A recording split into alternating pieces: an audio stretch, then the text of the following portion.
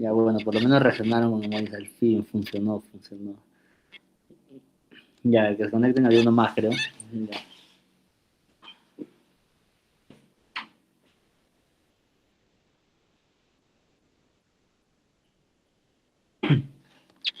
Bueno, la transcripción se movió, ¿no? Porque transcripción va acá, traducción va acá.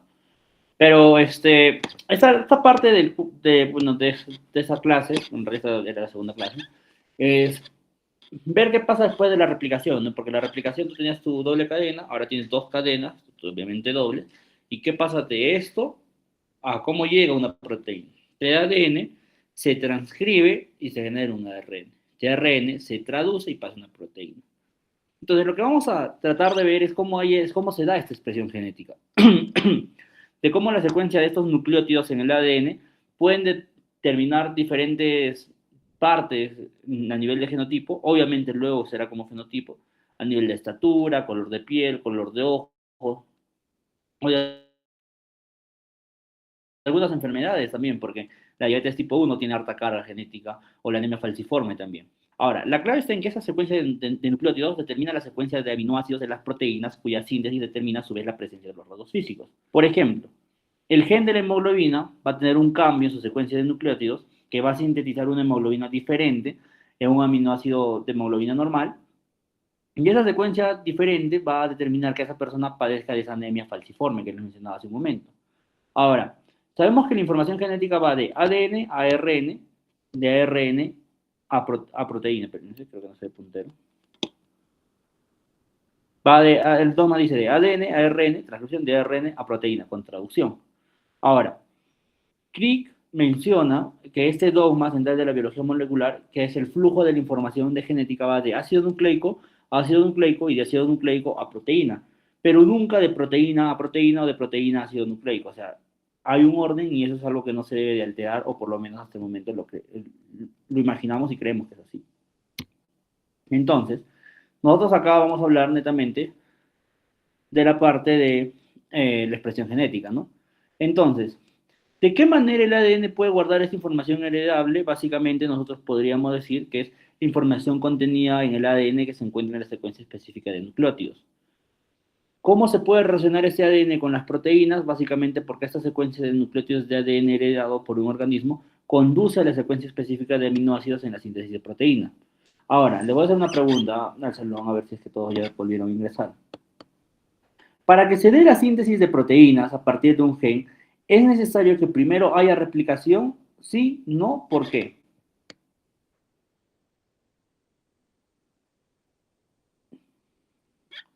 ¿Alguien?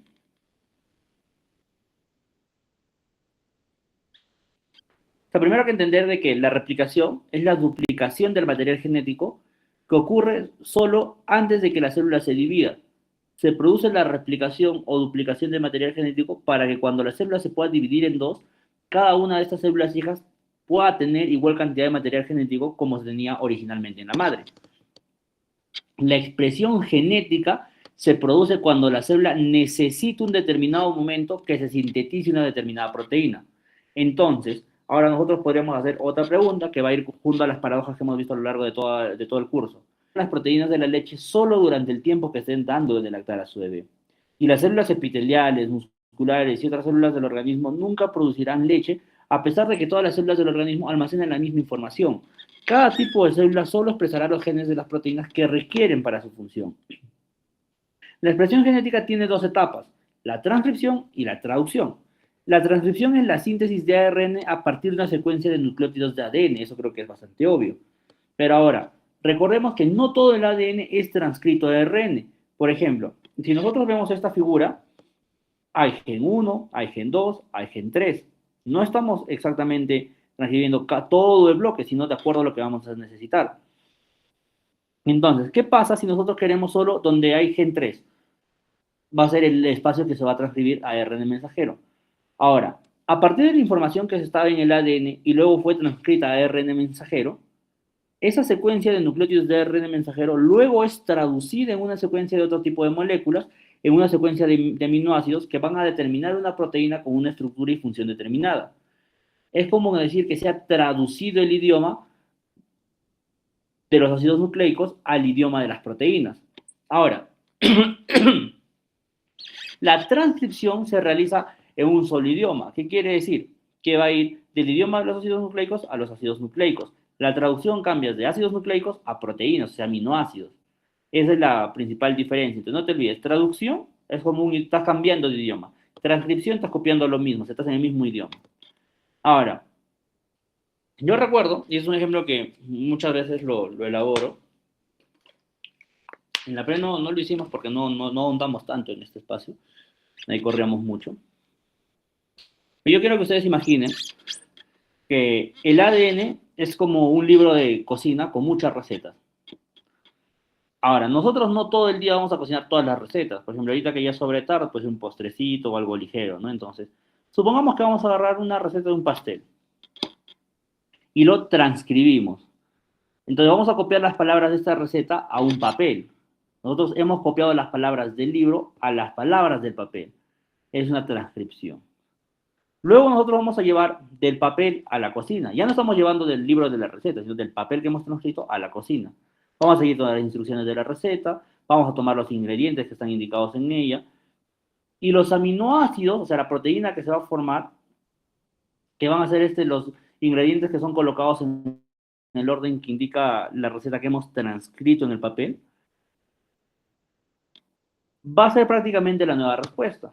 Esto gracias al RN mensajero que ya hemos elaborado, que hemos copiado del libro de recetas a la hoja de la receta.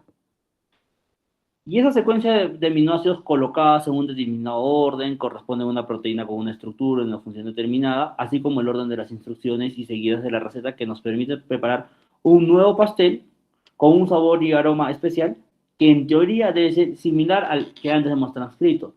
Si hay un error en cómo lo copiamos al papel o cómo del nuevo papel lo hemos llevado a la cocina, puede haber errores en esa transcripción o en esa traducción.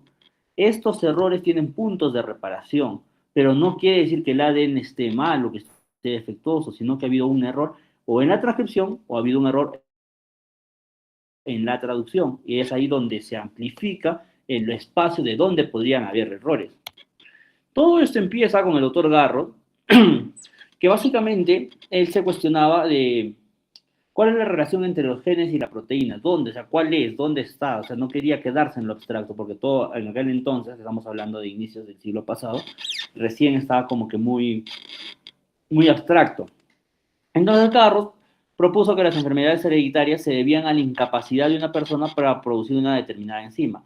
Años más adelante, ya lo vamos a ver en la clase, eso se va a descartar, no solo es enzima, no son proteínas. Recordamos que la enzima es una proteína y no toda proteína es una enzima. Entonces, ¿qué hace Garro? Va a presentar el caso de una enfermedad llamada alcaptonuria. La alcaptonuria, básicamente, como podemos ver acá, va a tener una relación con todos estos elementos que lo vamos a describir de la siguiente manera. Pero para que entren en contexto, ¿qué hace la alcaptonuria? Básicamente es cuando la orina del paciente va a ser de color oscuro, casi negro, como té cargado, cuando se expone al aire porque contiene la sustancia llamada alcaptona, que es el nombre que también se le da al ácido homogentísico. ¿Qué pasa? Estas personas que tienen esta enfermedad no tienen la enzima que degrada el ácido homogentísico a ácido maleilacetoacético, como podemos ver. No hay esa enzima, no se tiene en el cuerpo. Que una vez oxidado, completamente se va a ir a CO2 y agua. Y por eso el ácido homogentísico se acumula en la orina. Cuando se acumula el ácido homogentísico, vamos a entender que es un metabolito intermedio de la vía metabólica de la degradación de los aminoácidos de la fenilalanina. Y eso, obviamente, de la tirosina, porque la tirosina viene de la fenilalanina. Este metabolito intermedio le llamamos a un compuesto que forma parte de la cadena de reacciones en una vía metabólica. Otro ejemplo de enfermedad hereditaria causada por defecto de metabolismo de estos aminoácidos es el albinismo, producido porque falta una enzima que convierte la tirosina en el pigmento oscuro llamado melanina, que da el color bronceado de la piel y el color oscuro de los pelos. Hay otras enfermedades que también a nivel metabólico se ha desarrollado por Garro, pero los primeros que él trata de establecer son tanto esta la alcaptonuria y el albinismo, que no están muy ligados a lo que describía Mende. Pero entonces, esto en 1909 ya era demasiado para el razonamiento de muchos médicos. Entonces, todos lo tiraban como, no, está loco, esto no existe, este es flor, no. Pero en realidad, muchos años después le van a dar le van a dar validez a lo que él mencionaba, porque se dan esos postulados productos de la expresión genética. Porque posteriormente se fue haciendo algunas modificaciones a este postulado que iniciaba Garrod, que un gen o una enzima, pero no todo, bueno, pero no todas las proteínas que no son enzimas, por lo que la hipótesis se replantea y es un gen igual a una proteína. Así ya se puede relacionar a dónde vamos a querer llegar. Ahora, muchas proteínas están compuestas de varios polipéptidos y cada uno de los cuales tiene su propio gen. Por lo tanto, la hipótesis demostrada por Vidal y Tatum, que son otros dos también de ese equipo, que lo replantea y menciona un gen ya no como una proteína, sino como una cadena polipeptídica, que tiene un poquito más de lógica y es un poco más purista si es que hablamos de términos. Y ahora también hay que reconocer o hay que tomar en cuenta de que también hay genes que no codifican proteínas, sino solo ARN, como el ARN de transferencia y ARN ribosomal. No quiere decir que todo gen que no se expresa o no se codifica proteínas ya no sirve, sino que también tiene su relación inmediata. Ahora, el producto de la expresión genética en este caso es ARN y no proteínas. Pero ¿qué va a pasar? Y volvemos al meollo del asunto. La expresión genética tiene dos etapas. La primera de ellas es la transcripción, que va a tomar como 3 láminas, y luego la traducción. La transcripción es la síntesis de ARN dirigida por la secuencia de nucleótidos del ADN. Nada más. O sea, si pues está en el examen para marcar o para responder, no te olvides que la transcripción viene a ser la síntesis de este ácido ribonucleico que viene siendo dirigida por la secuencia de nucleótidos del ADN. Los productos de la transcripción básicamente van a ser ARN que pueden ser de diferentes tipos, con formas y funciones diferentes, que obviamente yo sé que ustedes los recuerdan. Los 3 principales, ARN mensajero, ¿qué va a hacer? Va a llevar el mensaje, obvio, ¿no, doctor? Ya me estaba vacilando, creo. Ya, bueno, va a llevar el mensaje con la información que estaba contenida en el ADN. El ARN de transferencia, que transporta los aminoácidos hacia el ribosoma, donde se formarán los enlaces peptídicos entre aminoácidos. Y finalmente, el ARN ribosomal. Este ARN ribosomal va a formar parte de los ribosomas que sintetizan las proteínas. Van a haber otros pequeños ARN, para que no me digan que el doctor me ha enseñado mal. Hay otros pequeños tipos de ARN. Que estos básicamente tienen funciones reguladoras. Y los productos de la transcripción son todos los tipos de ARN que se podrían tener al final de este proceso, pues, ¿no? Y luego se continúa con el proceso de la traducción. Pero ahorita vamos a continuar con la parte de la transcripción. Entonces vamos a hablar de una enzima bastante importante, conocida como la ARN polimerasa. Entender esto es similar que lo anterior, tiene sus secuencias, algo bastante sencillo, pero con imágenes a veces un poquito abstracto, pero con videos bastante lógico. O sea, si buscas videos es bastante entendible.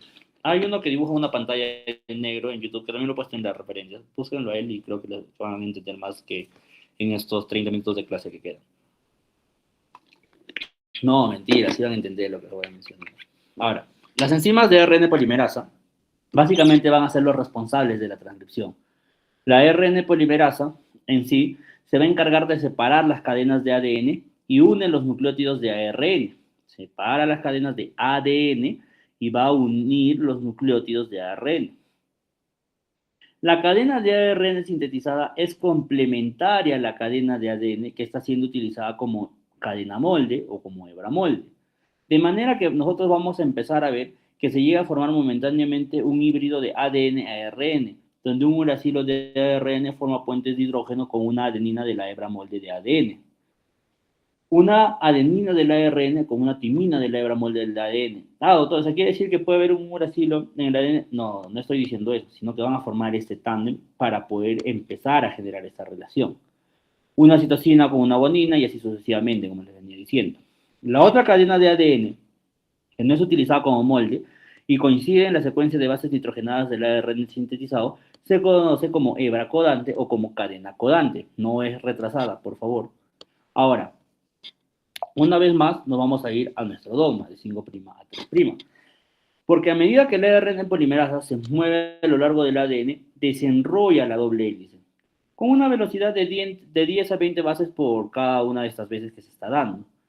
La transcripción avanza a una velocidad de 40 nucleótidos por segundo en las eucariotas, como les mencionaba, las procariotas mucho más rápido, y un gen puede ser transcrito simultáneamente por varias ARN polimerasas. Los nucleótidos se añaden al extremo 3' de la molécula de ARN creciente, es decir, la dirección de la síntesis del ARN nuevo, su crecimiento sigue siendo de 5' a 3'. De la misma manera como ocurre en la replicación del ADN. El primer ribonucleótido que es sintetizado tiene el extremo 5' libre y el último ribonucleótido en ser agregado en la cadena hebra de ARN tendrá el extremo 3' libre. Pero ahora vamos a pasar un poquito a la forma real que nosotros vamos a estar viendo. Las dos hebras o las dos cadenas de ADN van a servir de cadena molde para la ARN polimerasa. Si vemos la doble hebra de ADN en amarillo de la figura que nosotros podemos ver por este lado, en este caso la ARN polimerasa, lo que nosotros vamos a tener que ver o vamos a tratar de encontrar es que va a usar como molde la hebra del ADN que está con puras guaninas. Por lo tanto, su ARN sintetizado va a ser full citocinas, que ahí vemos 1, 2, 3, 4, como 7 citocinas, full citocinas.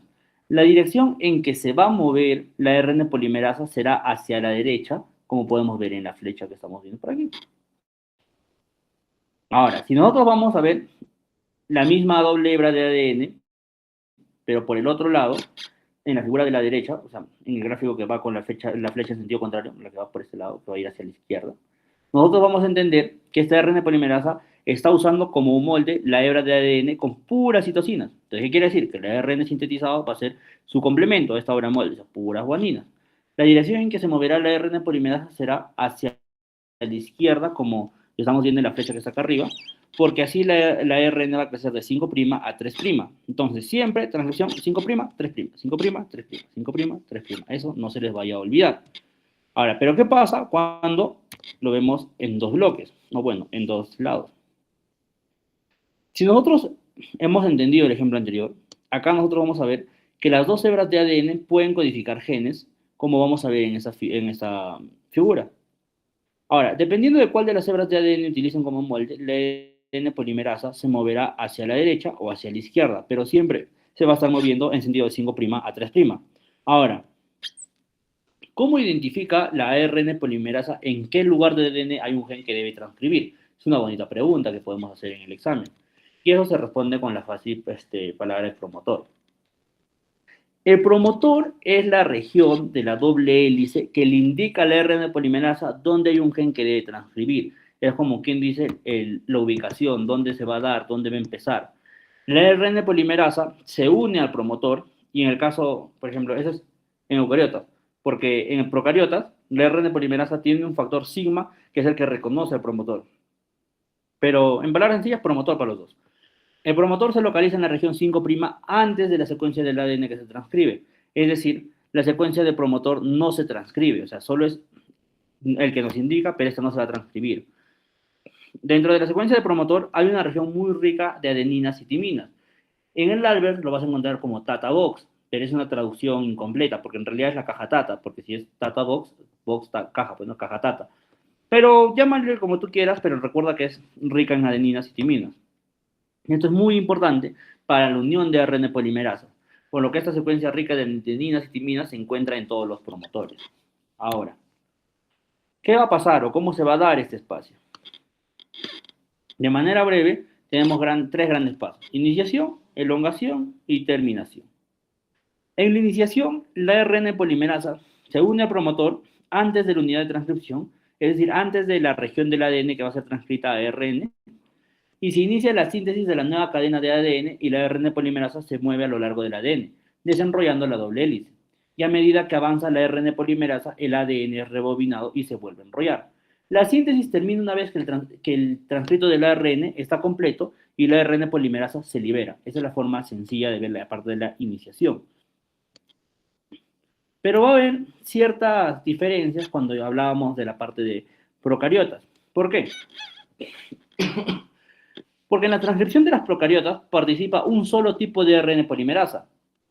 Algunos le reconocen como holocima, con H, H-O-L-O, holocima, que básicamente va a requerir al factor sigma para reconocer el promotor y dar inicio a la transcripción.